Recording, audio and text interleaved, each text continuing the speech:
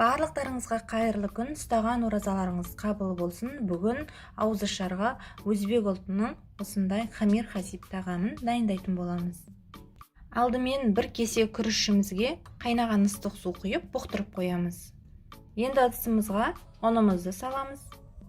Бір жұмыртқа және бір шай қасық тұз қосып, жылы суға қамырымызды илейміз. Қамырымыз өте қатты да болмау керек, жұмсақ та болмау керек, орташа етіп илейміз.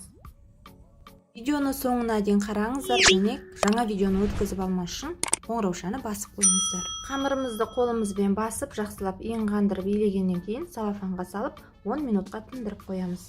Тартылған етіміздің үстіне бұқтырып тұрған күрішімізді саламыз және бір үлкен пиязды ұсақтап турап қосатын боламыз.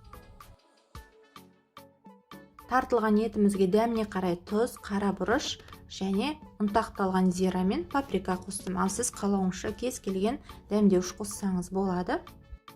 Енді қамырымызды алып, екіге бөлеміз. Ыңғайлы болу үшін тура мантыныкіндей етіп жайып аламыз. Достар, каналдың дамуына өз үлестеріңізді қосып, каналға тіркеліп қоңыраушаны басып, видеоны соңына дейін қарап, лайк пікірлеріңізді қалдырып, каналды достарыңызға жіберіп бөлісуді ұмытпаңыздар. Манты сияқты тура 4-1 шығылып барлығын кесеміз.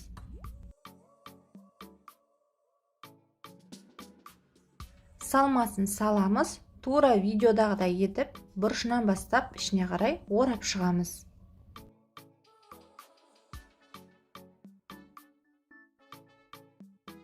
Алдын ала майланған мантаваркімізге орналастырып, 40 минуттай пісіріп аламыз.